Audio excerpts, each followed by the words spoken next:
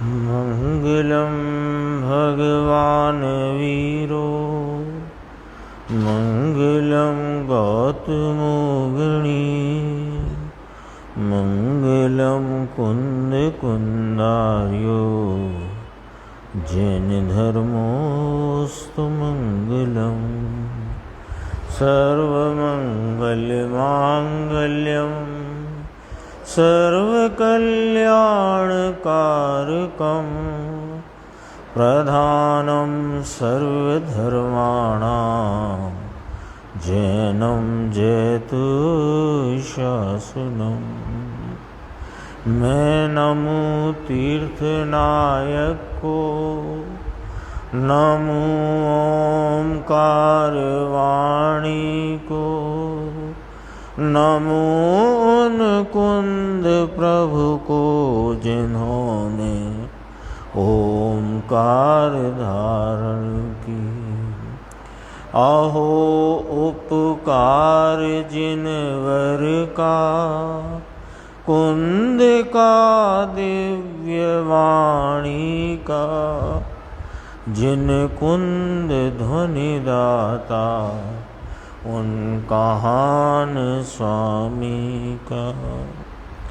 चिदानंदिक रूपाए जिनाए परमात्मने, परमात्म प्रकाशाय नित्यं सिद्धात्मने नमः। आचार्य योगेंद्र देवकृत परमात्म प्रकाश नाम के ग्रंथ की अभी अपन ने पूज्य गुरुदेव श्री के प्रवचन में 140 गाथा का थोड़ा भाग जो शेष था उसका स्पष्टीकरण और 141वीं गाथा यहाँ प्रारंभ हुई। जैसा कि अपन ने देखा है 141 गाथा भी अत्यंत महत्वपूर्ण गाथा है। तो अभी अपन 140 की जो चर्चा कल गुरुदेव के प्रवचन में आई थी वहाँ से अपनी बात स्वाध्याय चर्चा शुरू करते हैं। 247 पेज है हिंदी में, सबसे ऊपर देखो, जहाँ वीतराग स्वरूप भगवान आत्मा, ऐसा जो मेरा स्वरूप उसमें मैं ध्यान में जाता हूँ।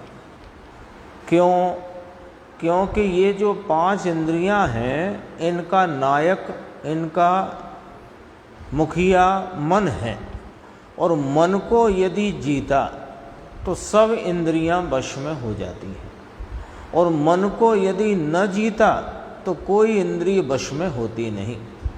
तो मन को जीतने का उपाय क्या कि अपने चैतन्य परमात्मा के ध्यान रूप जो ज्ञान की अंतर्मुख दशा है उसमें ही मन को जीता जा सकता है।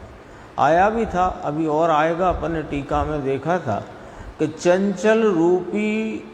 चंचल मन रूपी या हाथी रूपी चंचल इस मन को भेद ज्ञान रूपी अंकुश से बस में करो। यानी भेद ज्ञान ही एक अंकुश है।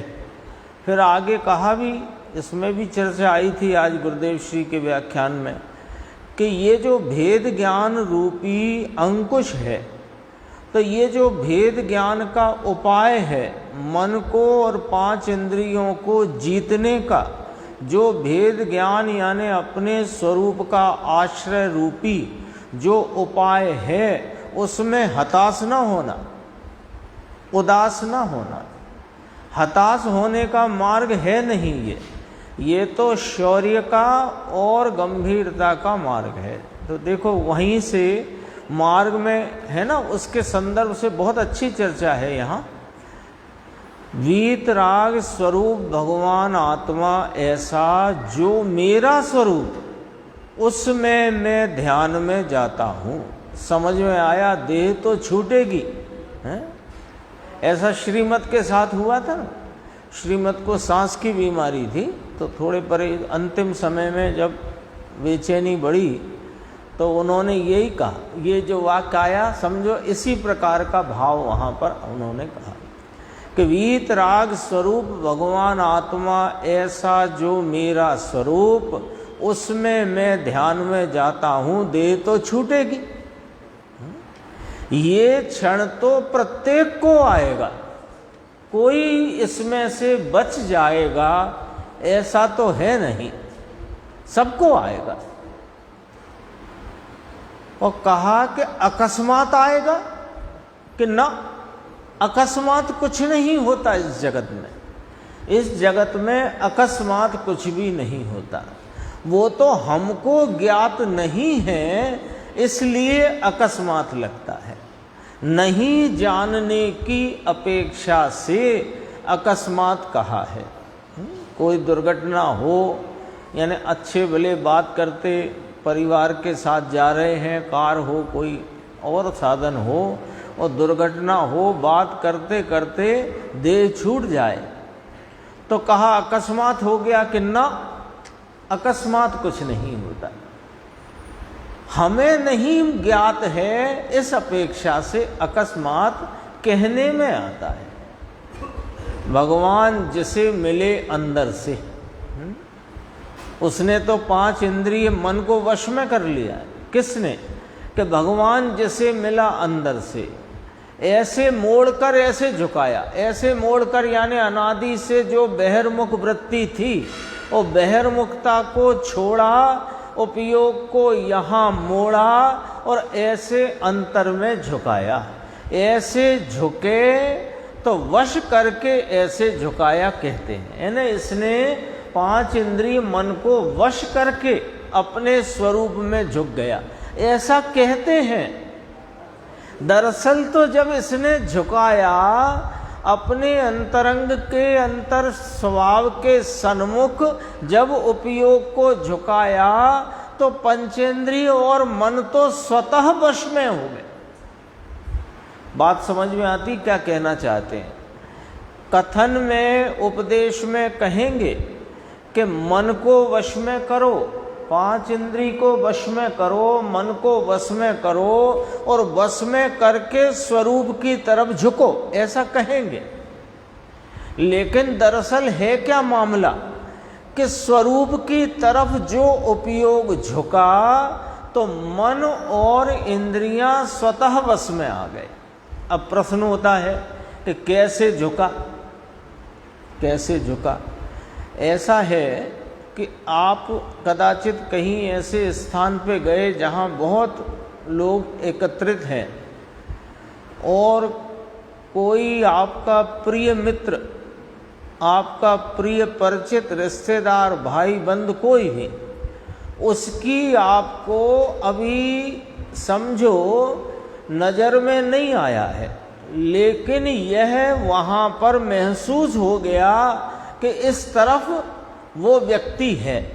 आवाज़ से, आकार प्रकार, कोई कैसे भी आपको जैसे ही ये महसूस हुआ कि वहाँ मेरा प्रिय व्यक्ति है, जो भी मित्र हो, भाई बंधु हो, तो उधर आपको निगाह ले जाने के लिए कौन सी ताकत लगानी पड़ती है?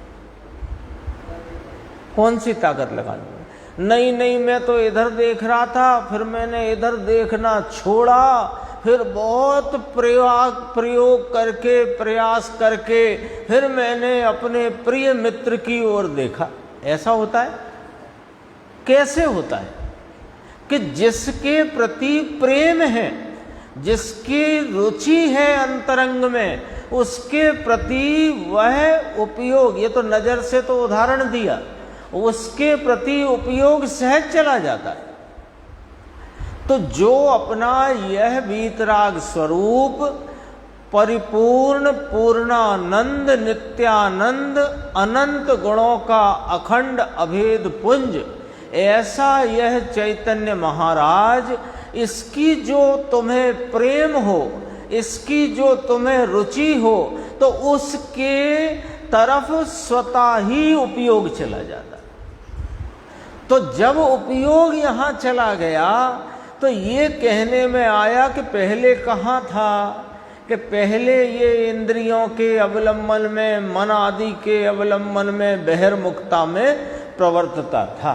बहिर्मुखता छूट गई, स्वरूप सन्मुखता हुई, तो ये कथन करने में आता है कि इसने पंचेंद्रिय और मन को वश कर लिया अथवा उनको छोड़कर स्वरूप का साधन कर लिया। बात ऐसी है, कैसे झुके कैसे पलटे, बहुत अपने चित्त में ये विचार चलता है, क्योंकि गुरुदेव श्री आचार्य परमात्मा ज्ञानी धर्मात्मा पुनः पुनः प्रतिदिन यही फरमाते हैं कि इस वर्तमान ज्ञान की पर्याय उपयोग को स्वरूप की तरफ झुकाओ, स्वरूप सन्मुखता करो, तेरा स्वरूप आनंद का नाथ है, उधर झुक जाओ। तो प्रश्न उठता है कैसे झुक जाएं, क्या करें, कैसे ये उपयोग पलटकर अपने स्वरूप का आलम्बन ले। तो वो उदाहरण दिया ना, वो भीड़, एकत्रित भीड़ में प्रिय मित्र जिससे बहुत प्रेम है, उसका जरा एहसास मात्र हुआ है कि वो इस यहां पर है, तो वहां आपको नजर ले जाने में कितना ताकत लगानी पड़ती, क्या करना पड़ता, सहज जाता है। कदाचित ऐसा भी होता है कि आप जहां खड़े हो वहां से हट नहीं पाओ, लेकिन वो जिसके साथ खड़े हो उससे वार्तालाप करते भी नजर वहां चली जाती, क्योंकि प्रेम है। अब सारा दारोमदार खड़ा हुआ है प्रेम पर, कि आपको निमित्तों का प्रेम है, आपको राग का प्रेम है, आपको पर्याय में होती जो कषाय की मंदता, तीव्रता, ज्ञान की हीनादिकता, उसका प्रेम है, कि इन सब का जो जानन हारा अपना चैतन्य भगवान परिपूर्ण नित्यानंद, उसका प्रेम है। सारा मामला इस पर निर्भर करता है, इसी पर निर्धारित होता है। कैसे करें, कैसे करें, ऐसे करो, क्या करें कि जो तेरा निमित्तों के प्रति प्रेम है, 141 में आने वाली है बहुत सुंदर चर्चा। ये जो तेरा निमित्तों के प्रति प्रेम है, राग के प्रति प्रेम है, पर्याय में होती ज्ञान की हीनादिकता का प्रेम है, ये छोड़ दे। तो प्रेम छोड़ दे भाई, प्रेम छोड़ दे उनका, और ये जो प्रेम करने लायक अपना चैतन्य भगवान नित्यानंद पर्याय प्रति पर्याय में हाजरा हुजूर विद्यमान प्रवर्तमान तत्व है, इसके प्रेम में आ जा, तो तेरा उपयोग सहज उसका आलम्बन ले लेगा। ऐसी विधि है भाई। देखो क्या कहा, वह उपयोग ज्ञान की दशा मोड़कर ऐसे अंतरंग में झुकाया, तो कहा वश करके झुकाया, मन को वश करके झुकाया। कहने में आता है, अरे उसने जैन शासन देखा, जो पश्सदि अप्पाणम पश्सदि जिन शासनम सब्बम, है ना 15वें नंबर की गाथा समय सार जी परमागम में। जो पश्सदि अप्पाणम, जो अपने आत्मा को देखता है, पश्सदि जिन शासनम सब्बम, वह समस्त जिन शासन को देखता है। ऐसा ही भाव है ना, वो देखो यहाँ गुरुदेव कहते हैं, है ना वहाँ अबद्ध अस्पृष्ट, अबद्ध स्वरूप अस्पृष्ट स्वरूप, ये एक ही शब्द है, अबद्ध स्पृष्ट, आ दोनों जगह लग जाता है, दोनों बद्ध में भी स्पृष्ट में भी, और एक ही शब्द पूरे आत्मा की महिमा कर देता है। अबद्ध कह करके इसको मुक्त स्वरूप कहा। अभी गुरुदेव फरमाते थे ना, घर में शादी हो, है ना, बढ़िया मिठाई जलेबी उड़ाता हो, और महिलाएं अच्छे ऊंचे ऊंचे साड़ी वस्त्र पहन करके चिल्लाए जाए, गला बैठ जाए तो भी चिल्लाए जाए, तो कहते हैं भाई तुझे कहाँ जाना है, क्यों ये नीचे उतरता जाता है, तेरा यह ऊर्ध्व स्वभाव है, मुक्त स्वभाव है, तो तू ऊर्ध्वता की ओर क्यों नहीं आता है? बोलो कहाँ चले जा रहा है? क्योंकि अगली गाथा में ये कहा है ना कि ये तुम विषयासक्त होकर के अनंत काल से रहे हो और अभी भी उसमें ही विषयासक्त हो, तो तू इससे क्या थका नहीं है? बहुत सुंदर चर्चा है 141 में। अभी तो ये देखो, अबद्ध अस्पृष्ट, अबद्ध नाम मुक्त स्वरूप, अस्पृष्ट माने किसी अन्य द्रव्य को छूता ही नहीं। अरे सच्चाई तो यह है कि ये अपनी पर्याय के उत्पाद व होते जो हीनादिक भाव हैं अथवा कि एक सरखे भी भाव हों, उन्हें भी छूता नहीं, क्योंकि वे उत्पाद व वाले हैं और ये त्रिकाली ध्रुव स्वरूप है।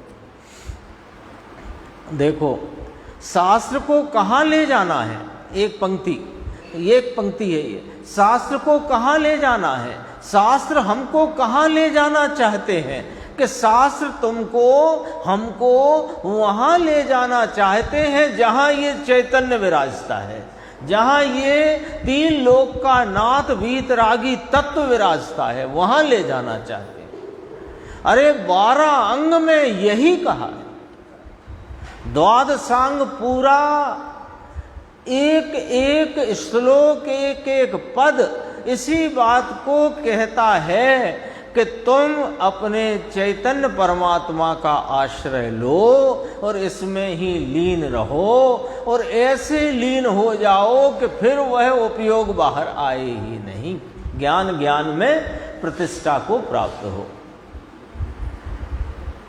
जिसने उस अबद्ध अस्पृष्ट पर के विकल्प को छोड़कर, यानी मन के विकल्प को, अर्थात के देव गुरु शासकीय श्रद्धा का भी विकल्प वह मन का विकल्प है। क्या कहना है इस पंक्ति से? इस पंक्ति से पूज्य श्री क्या कहते हैं, सुनो कि जो देव गुरु शासकीय सच्चे देव वीतरागी गुरु मुनिराज और शास्त्र नाम जिनेन्द्र परमात्मा की वाणी जो आचार्य परंपरा से अपने पास आई है, उसकी श्रद्धा का विकल्प भी मन का विकल्प है। यानी उसमें जो तेरा उपयोग, तेरे ज्ञान का प्रवाह वर्तता है देव गुरु शास्त्र के प्रति, वह दरअसल में मन के वश है। तू मन को जीता नहीं है, मन को जीतना तो दरअसल में एक ज्ञायक भगवान के आश्रय से ही होता है। देखो, पर द्रव्य की ओर के झुकाव को छोड़कर मन को वश कर, जिससे तेरा भगवान तुझे अंदर में मिले। कैसे मिलेगा? कि इसका प्रेम कर, जो अभी चर्चा आई थी। प्रेम चाहिए, अत्यंत तीव्र गहरी रुचि चाहिए। कितनी गहरी? अपन सब्जी लेने जाते हैं ना, सब्जी लेने, तो ऐसे वो उसका आजकल तो थोड़े से इलेक्ट्रॉनिक हो गए, समझो पुराने ज़माने का वो है तौलने का, वो दो पलवे वाला तराजू। अब उसमें एक तरफ उसने लौकी रखी है ना, एक तरफ माट रखा, जो भी, तो जो पलड़ा झुकेगा, तो आप जब बाट का झुक रहा हो तो आप ले आओगे वो उतने बाट के बराबर पैसे दे के। कब लाओगे? कि जब पलड़ा सब्जी की ओर झुके, है ना। ऐसे ये जो तेरी रुचि का हिसाब किताब है, ये तेरा अभी पूरा पर की तरफ झुक रहा है। ये पर की तरफ झुकना छोड़कर जब स्वभाव की तरफ झुकता है, तब वह स्वभाव का आलम्बन लेता है। ऐसे नहीं हो सकता है मैं झुक जाऊं, कहाँ झुक जाऊं, है ना। कोई स्टीयरिंग तो है नहीं है, मोड़ दिया। ये तो तभी झुकेगा जब इसका प्रेम, इसकी रुचि अत्यंत गहरी हो, अत्यंत उग्र हो, तब। देखो 248 पेज पे देखते हैं थोड़ी चर्चा, ये भी बहुत अच्छी है। चंचल मन रूपी हाथी, उसको भेद विज्ञान की भावना रूप अंकुश राग से भिन्न करने की जो भावना, भेद विज्ञान की बात, भेद विज्ञान किसे कहा? राग से भिन्न करने की जो भावना, अब अपना अपना प्रश्न क्या होता है, अब आप तो राग से भिन्न होने की कह रहे हो, अभी तो हमें शरीर में ही ऐसा लगता है 3 घंटे रोटी नहीं मिले तो हम जानते हैं क्या हालत होती है, और आप राग से भिन्न होने की बात करते हो। भाई देह से मैं भिन्न हूं, यह बात विकल्पात्मक ज्ञान में नक्की होती है ना। फिर अन्य जो भी संयोग हैं उनसे मैं न्यारा हूं, ये बात भी विकल्पात्मक ज्ञान में नक्की होती है। और ये जो राग है वह भी मेरा स्वभाव नहीं, ऐसा विकल्पात्मक ज्ञान में नक्की होने पर जब राग से भिन्न अपने चैतन्य स्वभाव को देखता है तो राग से भिन्न पड़ जाता है। तो जब चैतन्य स्वभाव का आलम्बन लेता है तो राग से भिन्न पड़ जाता है, और राग से भिन्न पड़ते ही जिन निमित्तों से राग उत्पन्न होता है अपनी परिणति में, उन निमित्तों से शरीर आदि से सबसे भिन्न पड़ जाता है। ऐसी तरकीब है। हम तरकीब उल्टी चला रहे हैं। हम सोच रहे हैं कि पहले देह से हमें जुदाई तो होए, अभी तो देह में ही कितना एकत्व है, 4 घंटे रोटी ना मिले तो हमारी हालत खराब है ना, रात के 12 बज जाएं और सोने बिस्तर ना मिले तो हमारी हालत खराब। हम जानते हैं अभी तो इसमें ही कितना हमारा राग बरत रहा है, कि बरतने दो भाई, इसमें राग बरत रहा है तो पहले निर्णय करो कि जिसमें तेरा राग बरत रहा है वो तेरा स्वरूप नहीं, तुम नहीं, तेरे नहीं। और जो अंतरंग में परिणति में राग का भाव चल रहा है, ठीक अठीक हर्ष शोक, ठीक अठीक हर्ष शोक, ये जो राग की वृत्ति परिणति में चलती है, वो राग की वृत्ति मेरे जानने में आ रही है। सो जानने वाला सो मैं हूं, राग में नहीं। ऐसा जो स्वरूप का आलम्बन लेकर राग से भिन्न पड़ता है तो राग भी भिन्न हो जाता है, और राग के जितने निमित्त देह आदि पर पदार्थ सब भिन्न पड़ जाते हैं। ये है तरकीब। राग से भिन्न करने की भावना, उसका नाम भेद विज्ञान की भावना। फिर उसमें तो शुभ राग से भिन्न करने का आया कि नहीं आया, गुरुदेव यहाँ लॉजिक रखते हैं। शुभ राग को तो समेटना और अशुभ से भिन्न होना, ऐसा आया क्या? तो शुभ अशुभ दोनों आए ना, तो बस ये ख्याल में रखना। चंचल मन रूपी हाथी को भेद विज्ञान की भावना रूपी अंकुश से, है ना, मैं तो राग से भिन्न भगवान स्वरूपी आत्मा हूं, ऐसे भेद ज्ञान की भावना रूपी अंकुश के बल से बस करो। कैसे होगा मन बस में? 5 इंद्री का नायक कौन? कि मन। तो एक मन को वश में कर लो तो सब वश में हो जाएंगे। और मन को कैसे वश में करें? तो हम इधर से मन इधर जाता है हमारा, उधर का वो वस्तु हटाओ, इधर जाता है वो वस्तु हटाओ, उधर जाता है वस्तु हटाओ, कितने हटाएगा?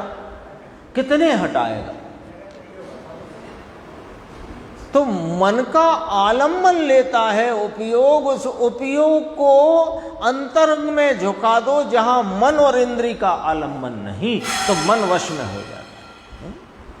बल से, किसके बल से? भेद विज्ञान के बल से बस करो, अपने अधीन करो उसको, जिसके वश करने से सब इंद्रियां बस में हो सकती हैं।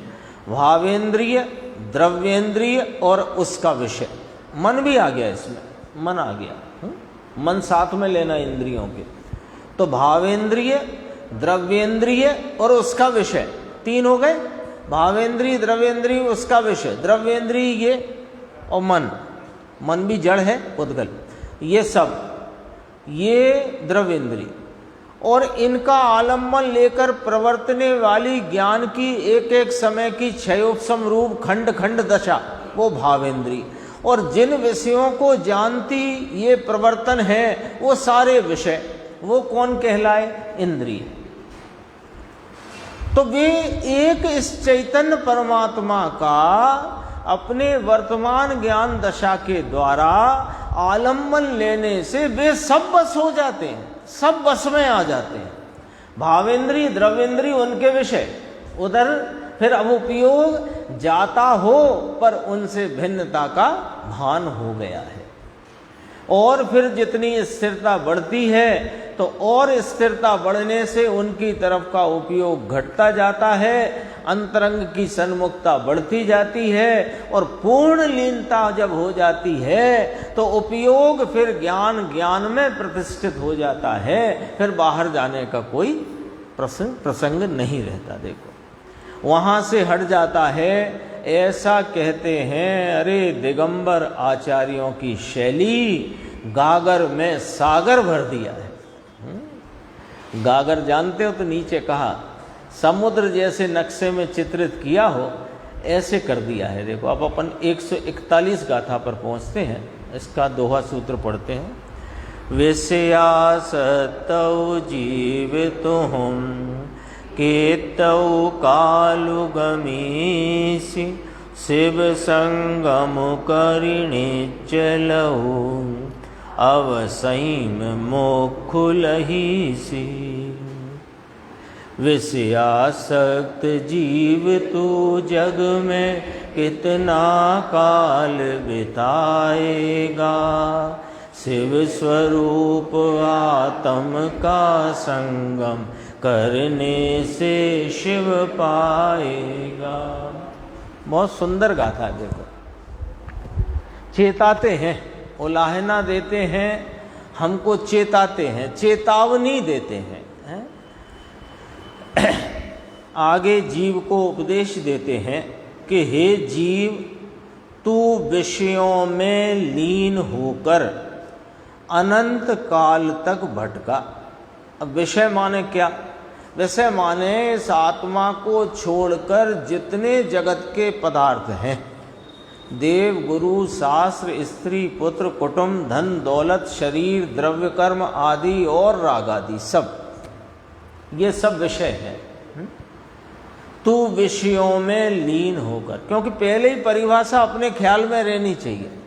विषय नाम क्या? गुरुदेव ने भी स्पष्ट किया, देखो यही किया था।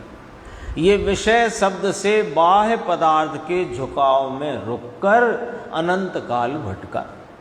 जितने बाह्य पदार्थ हैं, बाह्य का कैसे अर्थ निकलेगा कि जो अपने अंतरंग स्वरूप से भिन्न है वो सब बाह्य है। तो कहा कि तू विषयों में यानी बाह्य पदार्थों में लीन होकर अनंत काल तक भटका। ये इतिहास भूतकाल का, और अब भी विषयासक्त है, ये तेरी वर्तमान की भूल। पहले भूतकाल का इतिहास कि तू बाह्य पदार्थों में विषयों में लीन होकर अनंत काल तक भटका है। भटका कि नहीं भटका बोलो, पहले ये तो निर्णय कर लो अपन, भटका है कि नहीं भटका है? भटका ही है ना। अभी ये मनुष्य है, आर्य देश में है, उत्तम कुल में है, खाता पीता है, बढ़िया है, स्वस्थ है, निरोग है, लेकिन इसके पहले उसके पहले उसके पहले कभी कीड़ा, कभी कौआ, कभी कुत्ता, कभी बंदर, है ना। और मूल तो निगोद, वो तो पीहर है इसका, जीव का पीहर क्या है? निगोद। निगोद से ही आए हैं सब। तो निगोद से लेकर के 2 इंद्री 3 इंद्री 4 इंद्री 5 इंद्री असैनी सैनी त्रियंच नरक देव मनुष्य, ये भटकना नहीं है तो क्या है भैया, ये बता दो जरा। भटका कि नहीं भटका? तो तू क्यों भटका? कि बाह्य पदार्थ में लीनता से भटका। यानी पलट दो इस बात को कि स्वरूप का आलंबन नहीं लेने से भटका। दो ही तो है, अंतर और बाह्य। बाह्य पदार्थों के में लीन होकर भटका, यानी स्वरूप में लीन ना हुआ। तो विषयों में लीन होकर अनंत काल तक भटका और अब भी विषयासक्त है। सो अब प्रश्न कर दिया, सो विषयासक्त हुआ, कितने काल तक भटकेगा भाई?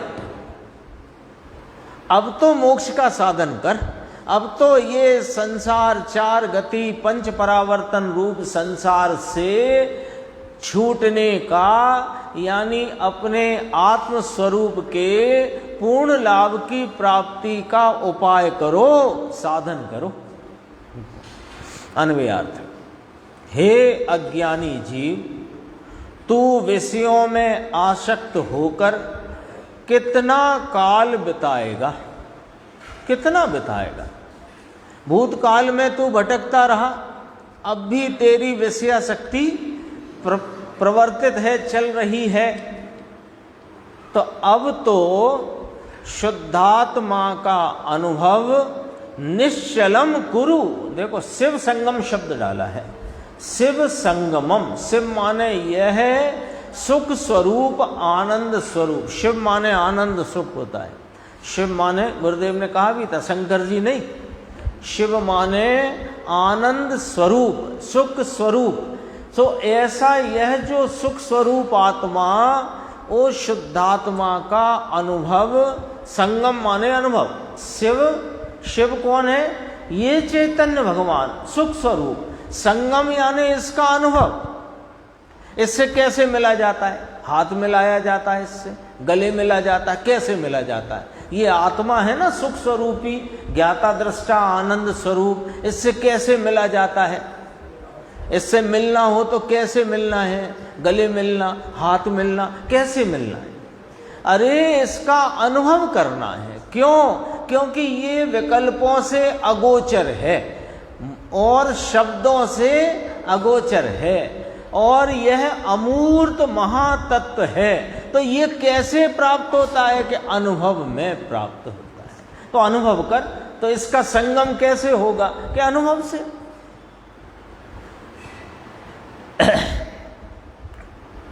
अब तो शुद्धात्मा का अनुभव निश्चलम कुरु अवश्यम मोक्षम लभसे। अवश्य ही मोक्ष को पाएगा जो इसका अनुभव निश्चल रूप से करेगा, इसमें स्थिर हो जाएगा। भावार्थ देखो, हे अज्ञानी, तू शुद्धात्मा की भावना से उत्पन्न वीतराग परम आनंद रूप अविनाशी सुख के अनुभव से रहित हुआ। ये टीकाकार ब्रह्मदेव सूरी की शैली है ना। उन्हें जब राग बताना हो, राग किसे कहते हैं, ऐसे पूछे अपन उनसे कर, ये राग किसे कहते हैं? कि वीतरागी स्वभाव यह शुद्धात्म स्वरूप के तरफ की सन्मुखता नहीं होने से उस स्वरूप से विपरीत जो बहिर्मुख वृत्ति में मलिन विकारी भाव उत्पन्न होता है वो राग है। अपनी अस्थि को वहाँ स्थापित करते हैं और उससे विरुद्ध भाव है ऐसा कहकर उस विरुद्ध भाव का स्वरूप कहते हैं। ऐसी शैली यहाँ भी कहा। विषयों में लीन होने का मतलब क्या? बाह्य विषय शब्द से बाह्य पदार्थ, देह आदि से लेकर सब कुछ है ना। देव गुरु शास्त्र भी आ गए, उसमें स्त्री पुत्र कुटुंब भी आ गया, अन्य पदार्थ अनुकूल सामग्री, देह द्रव्य कर्म भाव कर्म सब डाल दो, ठीक है। अब विषयों में लीन होना क्या होता है? ये तो विषय हुए, इनमें लीन होना क्या होता है वो यहाँ टीकाकार आचार्य कहते हैं।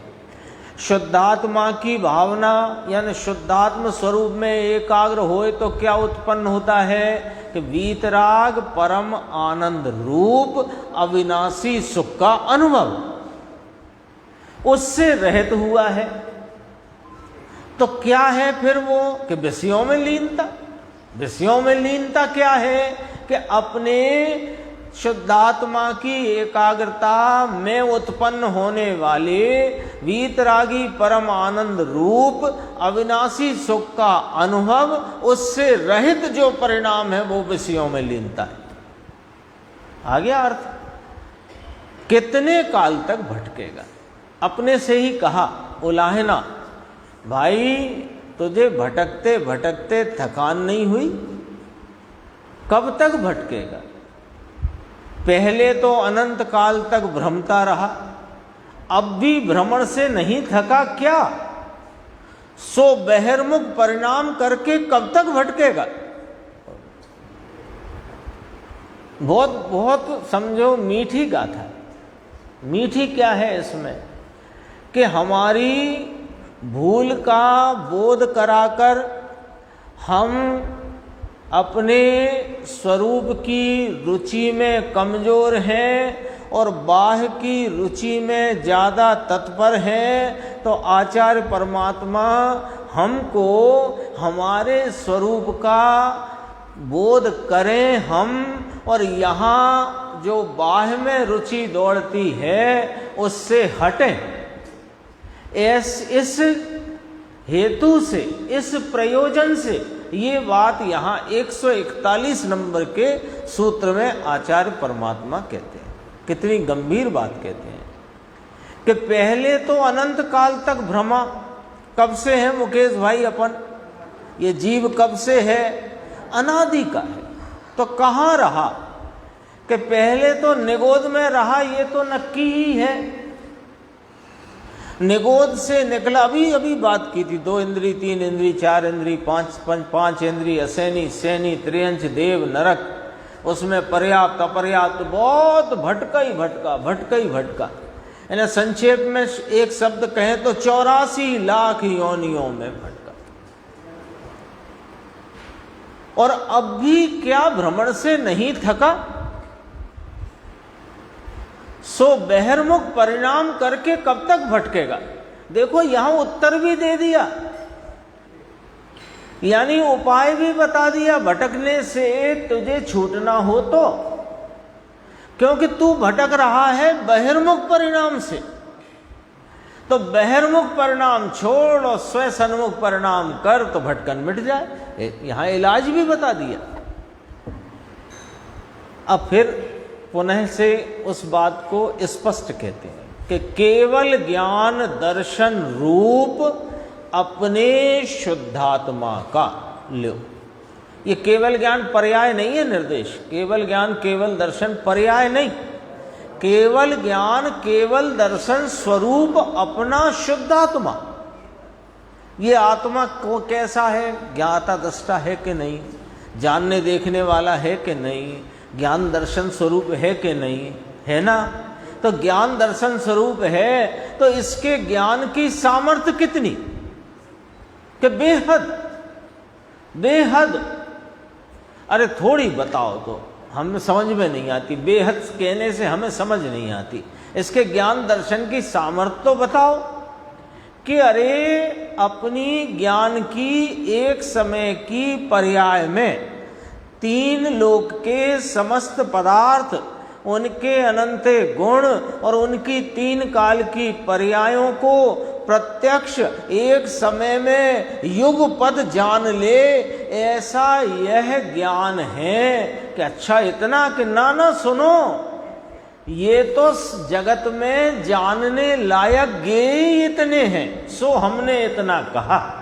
ऐसे अनंत लोक हों तो भी एक समय में ये ज्ञान जान ले, ऐसा केवल ज्ञान केवल दर्शन स्वरूप शुद्धात्मा है। स्वभाव बताया है, स्वभाव बताया।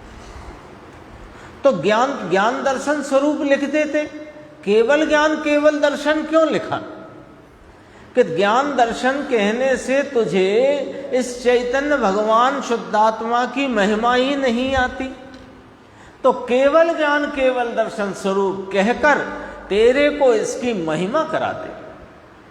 केवल ज्ञान दर्शन स्वरूप अपने शुद्धात्मा का अनुभव कर, कोमा अर्धविराम, निज भावों का संबंध कर। निज भावों का संबंध कर, कौन करे संबंध, उपयोग ज्ञान की वर्तमान दशा।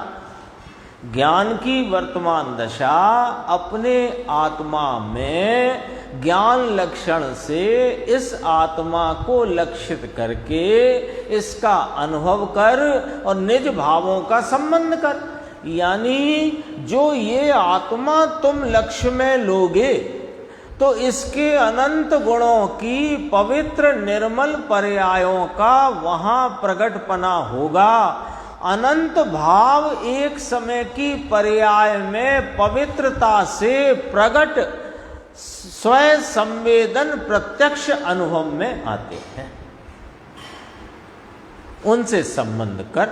अब आगे देखो, अपने को और यहां उत्साह बढ़ाते हैं उसके लिए। घोर उपसर्ग और 22 परिसहों की उत्पत्ति में भी सुमेरु के समान निश्चल जो आत्म ध्यान उसको धारण कर उसके प्रभाव से निस्संशय मोक्ष पाएगा। अभी कितनी बात करी थी, देखो क्रम देखो आप।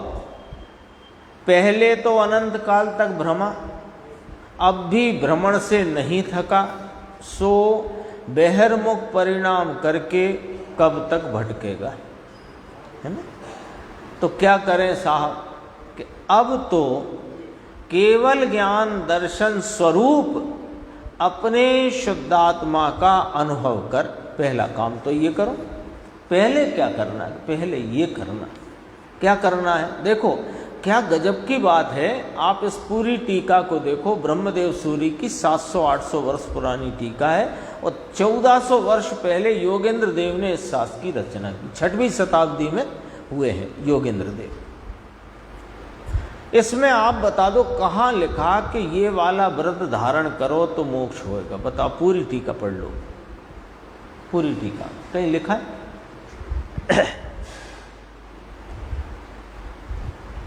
कहीं लिखा है क्या? निर्देश भाई, अंकुर भाई, देखो लिखा है कहीं? नहीं लिखा। तो क्या लिखा? पूरा क्रम लिखा है कि नहीं लिखा? और पूरे क्रम में बताओ व्रतादि की बात करी कि नहीं करी? नहीं करी। क्यों नहीं करी? होते नहीं है व्रतादि के? होते तो हैं, तो फिर क्यों नहीं करी? कि वे होते हुए छोड़ने लायक हैं। होते तो हैं पर छोड़ने लायक हैं। अभी नियम सार की 177 नंबर की गाथा के प्रवचन में गुरुदेव श्री कारणकारी नियम भाग 7 में ऐसा फरमाते हैं। एक श्लोक के अर्थ में पद्म प्रमलधारी देव का श्लोक है, नंबर मुझे याद नहीं आ रहा। उसमें फरमाते हैं कि ये जो व्रतादि हैं इनको मुनिराज पालते नहीं हैं, वे तो इनको जलाने वाले हैं। उसमें लिखा है पद्म प्रमलधारी देव में, पाप अटवी नाशकम। मुनिराज की व्याख्या। मुनिराज कौन है? कि जो पाप अटवी को जलाने वाले हैं। पाप अटवी समझ गए? पाप वन। पाप में क्या क्या आएगा? मुनिराज कहते पाप में क्या क्या आएगा? सब आएंगे। व्रतादि भी पाप में आता है, पाप में आता है। उससे तो पुण्य बंद होता है। अरे बंद अपेक्षा पुण्य कहते हैं, पर स्वरूप से पतित करने की अपेक्षा तो पाप ही है। बात समझ में आई संजीव भाई? बंद की अपेक्षा पुण्य बंद होता है, सो पुण्य कहो, लेकिन स्वरूप से पतित करता होने से पाप ही है। तो मुनिराज व्रत को पालते नहीं, जलाते हैं। तो जो चीज छोड़ना है उसको यहां कहें क्यों? यहां तो क्रम देखो, पहले अनंत काल तक भटका, अब भी भ्रमण से नहीं थका, सो बहिर्मुख परिणाम करके कब तक भटकेगा भाई? अब तो केवल ज्ञान दर्शन स्वरूप यानी परिपूर्ण ज्ञान दर्शन स्वरूप अपने शुद्धात्मा का अनुभव कर। पहली बात, पहले क्या करना? पहले क्या करना कि केवल ज्ञान केवल दर्शन स्वरूप ज्ञाता दृष्टा आनंद रूप इस नित्यानंद शुद्धात्मा का अनुभव करो। दूसरा, निज भावों का संबंध करो, तो उसके अनुभव में अनंत गुणों का वहां पर संचेतन स्वरूप संचेतन होता है। तो अनंत गुणों की पवित्रता का वेदन होता है। अब क्या करें कि अब उसी में स्थिरता करो। तीसरी बात, ये निज भावों का संबंध कर में ज्ञान घटित हो जाता है, सम्यक ज्ञान घटित हो जाता है। पहले में सम्यक दर्शन घटित हो गया अनुभव पूर्वक श्रद्धा करने से। दूसरे में निज भावों का संबंध माने स्वरूप संचेतन, तो सम्यक ज्ञान घटित हो गया। अब उसमें स्थिरता करो, ये सम्यक चारित्र। तो स्थिरता कैसी करो? तो उसको यहां पर इस प्रकार से आचार्य परमात्मा ब्रह्मदेव सूरी भगवान कहते हैं कि भाई तू ऐसा निश्चल हो जा इस आत्मा में, इस शुद्धात्मा के अनुभव में, इसके आस्वादन में, इसमें ऐसा तू लीन हो जा कि सुमेरु पर्वत के समान। जैसे सुमेरु पर्वत चलाए चले नहीं, ऐसे तुम इस स्वरूप की लीनता में ऐसे निश्चल हो जाओ कि कैसे कि घोर उपसर्ग का काल हो अथवा 22 प्रकार के परिचय वे उपस्थित होते हों तो भी तुम आत्म ध्यान को ही धारण करो। अरे ऐसा ये कोई मतलब कोई अटपटी बात तो नहीं कहते हैं। प्रथमानुयोग में बहुत उदाहरण है। घानी में पेल दिए मुनिराजों को, तो क्या किया? आत्म ध्यान में ऐसी निश्चलता की, वही मोक्ष को केवल ज्ञान प्राप्त करके मोक्ष दिया। पूरी 45 लाख योजन की सिद्ध शिला में कौन सा स्थान खाली है, जहां कौन सा स्थान ऐसा है जहां सिद्ध नहीं है ना? तो यहां ये 45 लाख योजन प्रमाण जो मनुष्य क्षेत्र है, इसमें से कौन सा ऐसा कण है जहां से सिद्ध ना हुए हो? तो सुमेरु पर्वत की ऐसी जो टोंच है, वो टोंच पर से भी कि हाँ कभी उपसर्ग में मुनिराज को उठाकर पछाड़ा और ऐसे पछाड़ा और वहीं ऐसे आत्म ध्यान में निश्चल हुए, वहीं केवल ज्ञान लिया। ऐसे तो बहुत उदाहरण है। तो देखो उसको धारण कर, किसको? आत्म ध्यान को। अब आगे देखो, उसके प्रभाव से लो। काय के प्रभाव से?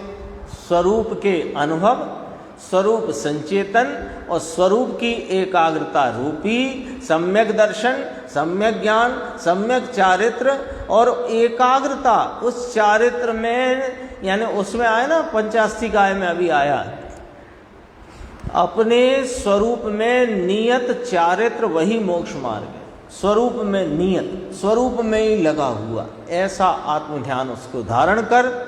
तो क्या होगा? उसका प्रभाव ऐसा है कि निस्संशय मोक्ष पाएगा। जाओ तेरी मुक्ति हो जाएगी।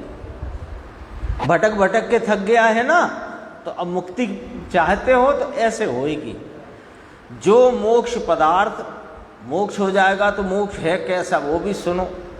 मोक्ष पदार्थ है ना, तत्व है। मोक्ष तत्व है, तत्व नाम भाव है। कैसा भाव है?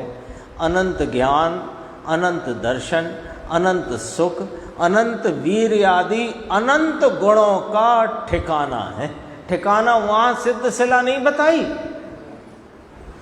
मोक्ष का ठिकाना सिद्ध शिला के नाना, वो तो वहां मुक्त जीव चल जाकर रहे हैं।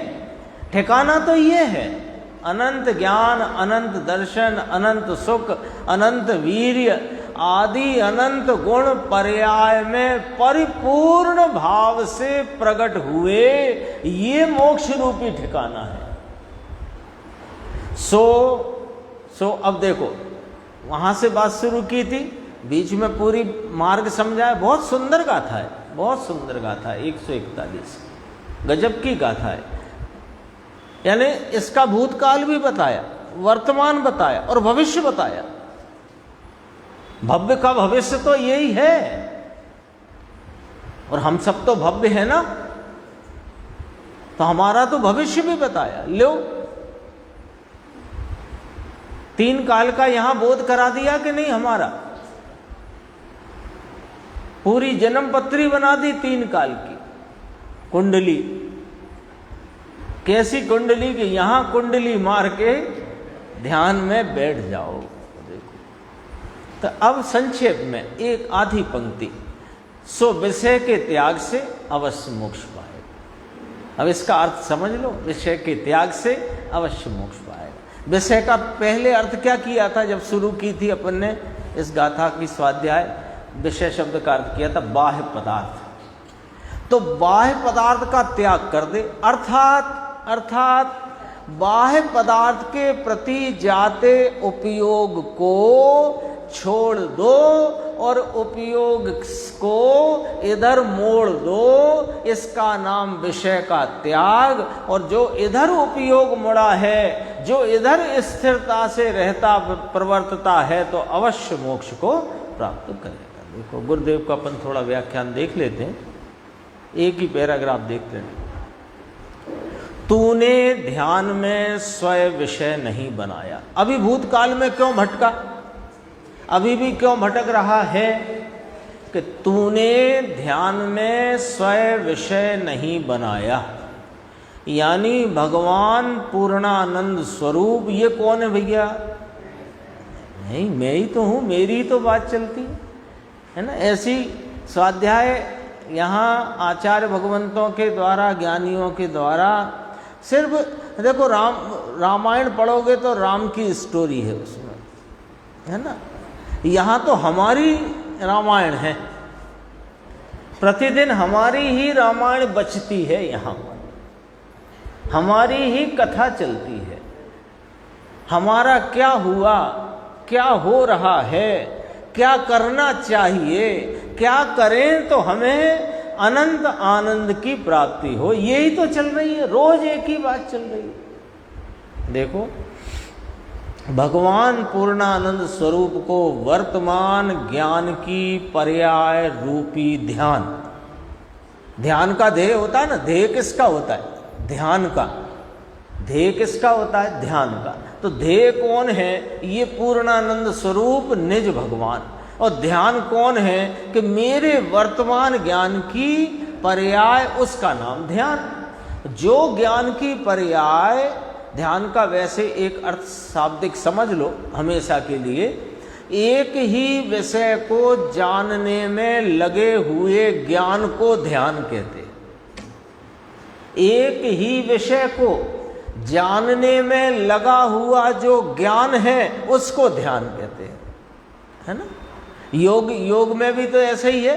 वो त्राटक योग होता है ना, तो वो उसको एक कोई देखने में लगा हुआ, तो उसी को तो ध्यान कहते हैं। तो ध्यान की तो परिभाषा आ गई।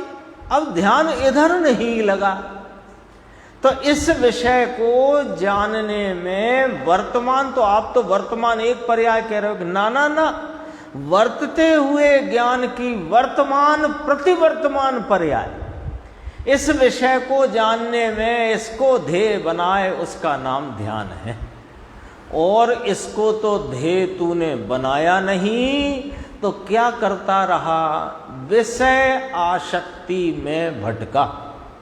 विषय शब्द का अर्थ याद रखना, बाह्य पदार्थ, बाह्य पदार्थों की आसक्ति में भटका। क्योंकि यहाँ तो जो बंटवारा है, अपने स्वयं प्रयोजन के लिए जो बंटवारा है, वो स्वयं और पर, एक तरफ राम और एक तरफ गांव, पूरा ऐसा बंटवारा है। तो विषय आसक्ति में भटका माने अपने स्वभाव को छोड़कर बाह्य पदार्थों की आसक्ति में भटका प्रभु। अब सुनना जरा ध्यान से। यह भोगादि विषय, खाने पीने भोगने के जितने विषय हैं जगत के, वे भोगादि विषय में तेरा जो उपयोग आसक्त होकर वर्तता है, ये तो स्थूल महापाप है। ठीक है, जिसमें रमने से पाप लगता है। खाना पीना भोगना, कोई भी पदार्थ, जगत का कोई पदार्थ, तो भोगादि विषय सब आते हैं इसमें, है ना। सब खाना पीना, वस्त्र, मकान, बिस्तर, कपड़े, सब स्थूल महापाप है। और जिसमें रमने से पाप लगे, देखो भगवान की रमणता छोड़कर, कौन भगवान? ये भगवान, मैं भगवान। भगवान शब्द है ना, तो भग नाम ज्ञान लक्ष्मी, और वान माने उसका रूप। धनवान कहते हैं ना, धनवान, तो धन, और धन वाला जिसके बाद गुणवान, गुण का जिसका रूप है, तो भगवान माने भग नाम ज्ञान रूपी लक्ष्मी, उसका रूप स्वरूप वह मैं भगवान। तो इसकी रमणता छोड़कर पर की रमणता में रुक गया है, अरे उसे तो अकेला पाप है। परंतु यहां तो देव गुरु शास्त्र के झुकाव में रुका तो पुण्य है। समझ में आया? इंद्रियां कहीं है ना, तो पुण्य तो है, लेकिन विषयासक्ति का भाव है।